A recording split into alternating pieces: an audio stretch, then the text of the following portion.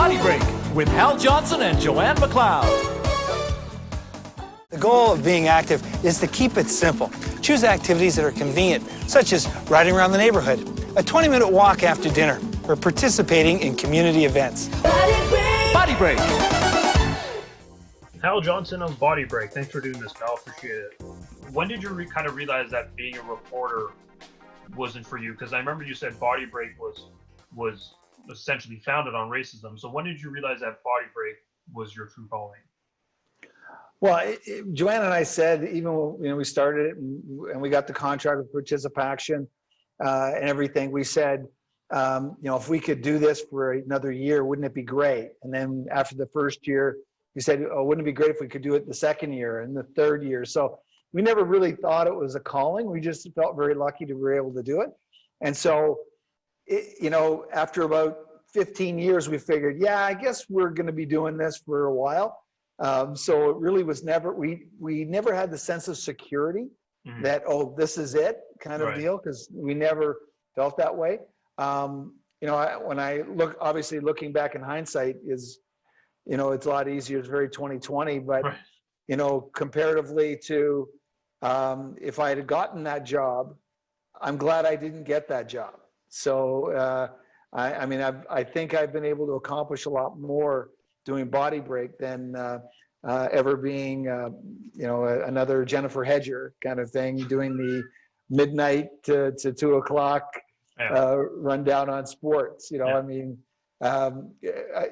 look back at it, the freedom that I've had, the choices that I've made in terms of, we have a little tiny company. This is what we do, but we make all the decisions.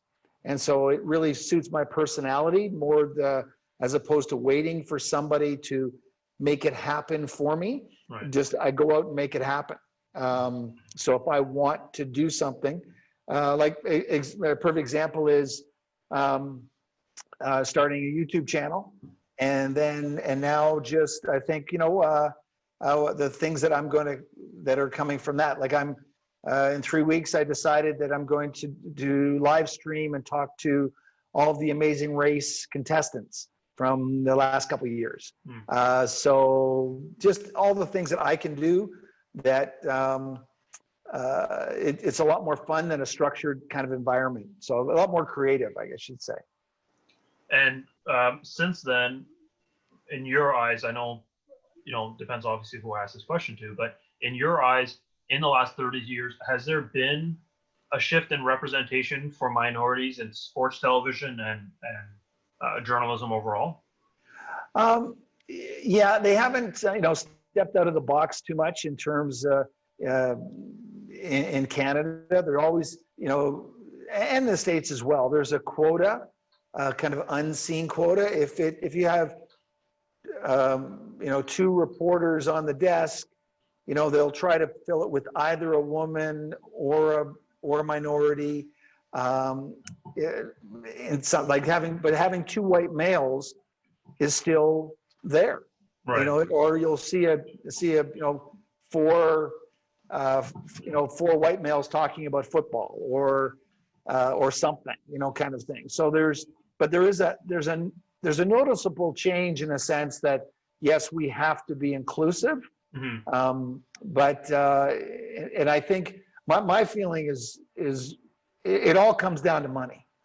And so if corporations were forced to do something, not because they want to do it or it's the right thing, but they're often forced because advertisers want things. So it's really advertisers that can determine what goes on. If they say, you know what, we're not going to, Kraft is no longer going to sponsor, the Kraft event with TSN unless you have this many, unless you bring in visible minorities, unless you bring in persons with disabilities. All of a sudden, they'll be scrambling at the headquarters at TSN trying to figure out, okay, who can we get? But not until you're forced to do it, because what happens in hiring generally is people hire people who they relate to, who they feel comfortable with. They go, and they often, it's like they go, like they try to clone themselves. gee, that guy's he's a nice guy. It kind of reminds me of me, you know. Yeah. Yeah, he's a real younger me. Yeah. And so that's in the back of their mind they're trying to put in. So why does a white male hire a white male? Because he's reflecting himself, because he sees that person could be successful. Whereas, someone, a black woman from Nigeria, they would have no context or how is she going to know stuff? There's all this apprehension. So it's being able to relate. And that's one of the things that I learned very early, growing up, and is you have to be a chameleon. You have to, when I would sit down in meetings, when I'd sit down in situations, and that's my sales background, is I would be able to, within, 5 seconds or so, assess the room, if we're going into a person's office, look at everything, almost like a Jason Bourne type of, you're looking boom, boom, boom, boom, boom, boom, making calculations of picture on the wall, family. Okay, he's got a picture of a golf, or he's got a golf ball in the corner. He's got a club in the corner. You're making all these assessments, figuring out that person. So if I would, for example, see a golf ball corner, I would make some reference or bring up my golfing background of some sort. So that person has more relatability to, oh, you golf? Yeah. Oh, you golf too. Oh, I see. Or that big fish that's hanging over behind it. Oh yeah, I love fishing too. That's great marlin you got up there or whatever.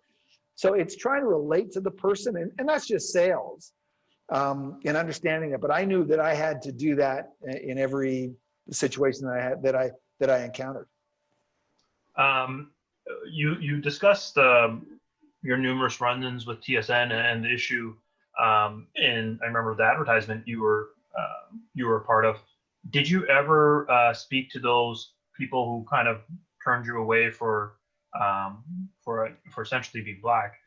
Did you ever chat with them any years after that time, or did you? First of all, did you know who they were? Because I know at TSN, for example, I think you said Jack Hutchison was the person who hired you, but it was the decision came above him, right? Did you know kind of who made that decision, and did you ever talk to that person afterwards? No, I didn't. I found out subsequently who that was. Right. The son of the person contacted me 2 months ago and apologized for his deceased father. Okay. But to be honest with you, it's wasted energy. Yeah. I remember Jack Hutchison because he was such a nice man, right, and he tried to do the good. I remember the good, I get rid of the bad. Yeah. And I think that's one of the things. And quite honestly, I had no interest in rubbing it in anybody's face or anything like that. It's just simply negative energy that you think about. If that's what your motivation, I find that's negative. I just look at the positive. So it never even crossed my mind to go back and talk to anybody or ask them any questions about anything. Not at all. You were talking about how companies have to be almost forced to make positive changes within kind of each corporation. How difficult do you think it is for someone who's in, Jack's position, for example, where he's being told by his bosses that he can't hire you for race, and how what can companies do to accommodate the groups like that who are progressive, who are trying to make changes, but are being told by whoever's above them that they can't? Well, I think today, I think today that no one would say that. No one would come out outwardly and just say that. They would look for other reasons and excuses because it's just too legally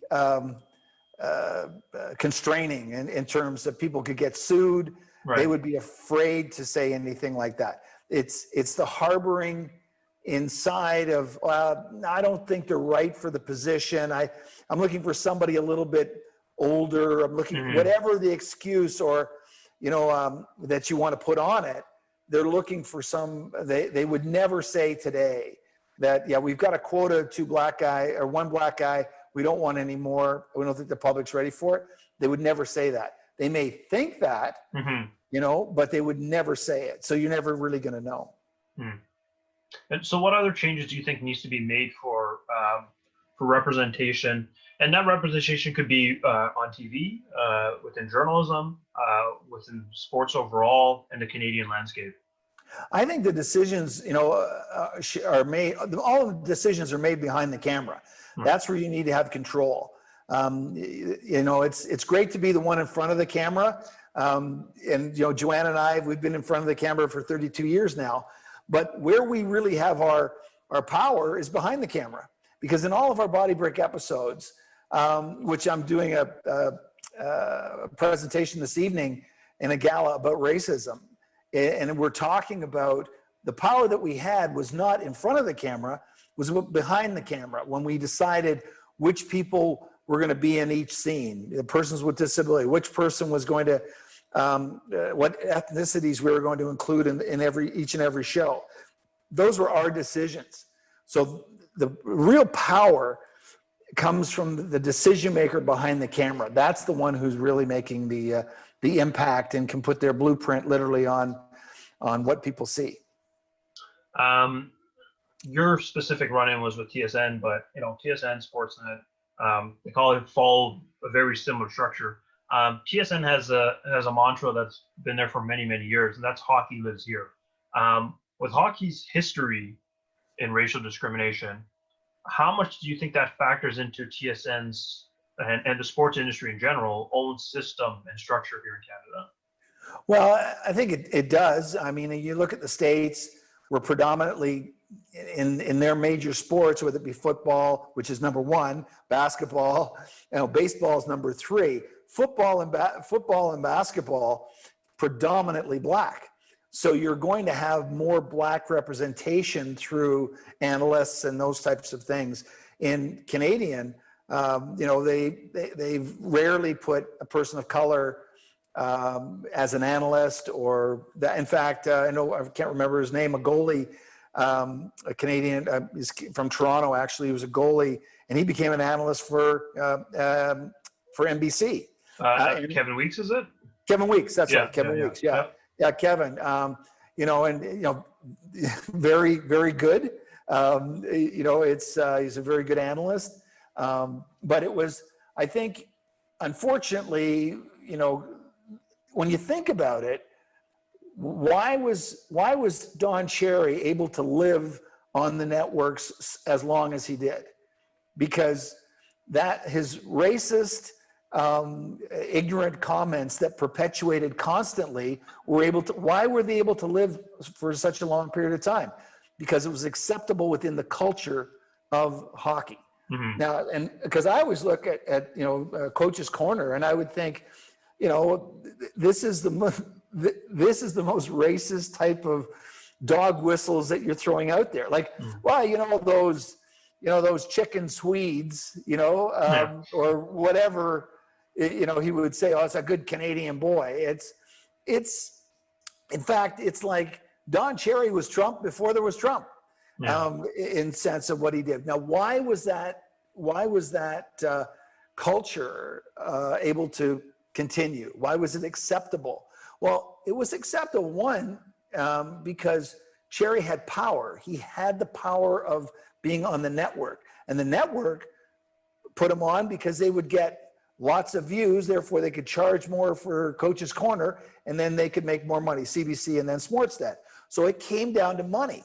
But if advertisers said, we're not putting be associated with that, and we're going to get a backlash, and then Cherry's not in.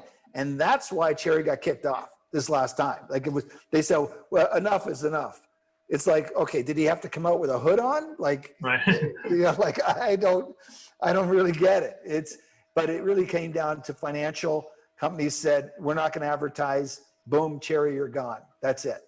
It's funny you said that, because actually for this class, for my students who are going to be watching this right now, we discussed Cherry for the same class that I taught last year. And we went through some of his other clips over the last 5, 10, 15 years, and they were actually blatantly more racist or homophobic very sexist and misogynistic. So this, like, I agree with what you said. It wasn't so much the final straw. It was the only straw that had advertising actually saying we can, perhaps we can make our money elsewhere. But I also do remember you saying, and I believe you told me this, that, or maybe I saw this in one of your interviews, that hockey was the only sport where anyone called you the N-word. Is that correct? Yeah, it is. It's kind of all the sports, basketball, football, baseball, nobody ever would say any kind of racial slur in any of the other sports I did growing up. But hockey was the one which was almost okay. They could say stuff, and parents in the stands, yelling racial slurs at me and my parents. And to the point where my mom said she didn't want to come to the games anymore because she just didn't like all the hostility that was going on. So, and then I was a parent after I beat up his son on the ice for calling me a racial slur, and taunted and stood over him like Muhammad Ali in the day with my arms up. I gotcha. Yeah. As I was going to the penalty box and the parents are screaming at me and I taunted them going off the ice. They then I was 16, and then as I was walking to the car with my mom and the guy's son, the father, he came and tried to fight me. He only got as close as my stick, because when he came at me, I swung my stick at him and connected, and then the other parents got involved and so forth. So he never laid a hand on me, but he was coming at me in a parking lot at George Bell Arena at 10 o'clock at night. So it was kind of a thing that my mom said. She goes, I've had enough of this hockey stuff, so it's it's kind of it's cultural, it's acceptable, but hopefully getting rid of Cherry will show that it is different, as things have changed. And I don't want you to speak for our others necessarily, because obviously that's impossible to do so. But how difficult do you think? I mean, we're looking at some of the Black Lives Matter protests over the last few months, and just seeing, the NBA had a holdout for a couple of days until they saw sort of potential systematic changes. And like you said, the NFL and the NBA, there's not only predominantly Black players, but the NBA, Black players have the most amount of power. How difficult do you think it is for minorities in the NHL, for example, where there's very, very few of them, and there's not that much reaction to change? It is. It's difficult, and I think that as the same as when I played hockey, you kind of go on to get along. It's kind of it's a white cultural world. You amalgamate into it. And you love hockey, and that's what you're there to play, and you do, and you're good at it. That doesn't, but it's kind of very similar, and I guess to myself, is that when I'm in a white environment and white friends, you express yourself, you are with the culture that you're around. That's why I call it a chameleon. Whereas when I'm with my my Jamaican buddies, it's like there's a different vibe, a different feel. The shoulders drop, you're relaxed. Nobody's going to say something stupid. There's just this. And we could relate to one another. So it's a lot different. I think it's very different I think it's very difficult for a lot of the players. I think, like, it's funny, like PK Subban, he was kind of, before his showmanship and all his things, it was like he's put out on an island, like he's like he's showing off like a wide receiver, that sort of feeling or vibe. And PK, growing up, had to be the best player on every hockey team he played on. Absolutely. Yeah. But he never played for the same team 2 years in a row. Yeah, and they said, and they always said he was disrespecting the game when he scored an overtime winner or something, right? Like you said, showboating like a wide receiver. Right. Yeah. Sorry, continue. No, go ahead. Well, I was just saying, like, yeah. So it's there's that same criticism was never given to anyone else over a celebration, right? Right. You realize as a minority you're going to stand out, and so either you want to stick it to them or you want to just get through and go along to get along, kind of thing. And PK's taken the approach, hey, I'm screw them, I'm going to do what I want to do. And it's unfortunate, like I think PK isn't involved with the Black Lives Matter. He's not one of the guys that have put together the coalition. And yet he's literally the most visible black player in the NHL. But he's not involved with that. Which is unfortunate, but it's he's got his own path that he wants to go. You were talking about PK and other players. Because like you said, he has to take his own path. We're seeing a lot of companies, like every company top to bottom, not just in sports, not just anything related with social justice, but a lot of them are coming out with PR and marketing messaging saying they stand with Black Lives Matter. And I'm talking about everything from video games to Baskin Robbins to Dairy Queen to every restaurant you can possibly name. From a minority perspective for you, does it seem very like just a big reaction, or does it seem like they're actually genuinely saying that they stand behind social justice advocates that are vying for change? Yeah, I think it really comes down, for me, the proof is in the pudding. You might say that, hey, we sell cheese and Black Lives Matter, whatever, Yeah. your Saputo, right. That's great.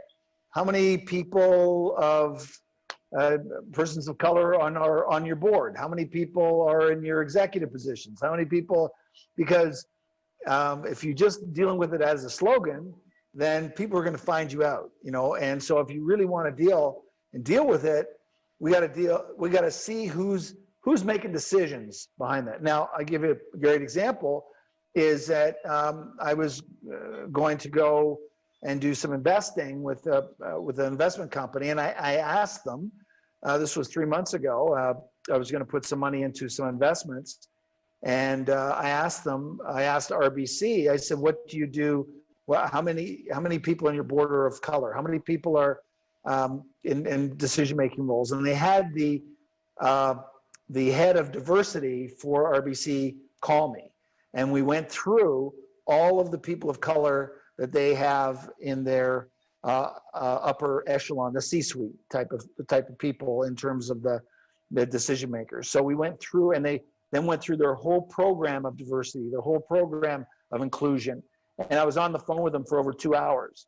So it was really a matter that now my video had just come out, so it was kind of very topical. So they wanted, I was surprised that the vice president of diversity for RBC called me, but it was, I told the guy who wants my money, I said, well, before you get my money, I got to see how diverse you are. And then they were he did a comparison between them and the other institutions about how, and then all of the diversity that they do and are doing going forward. So saying, Black Lives Matter or putting on a t-shirt, to me, saying things is irrelevant. It's show me, show me what you got, show me what you do.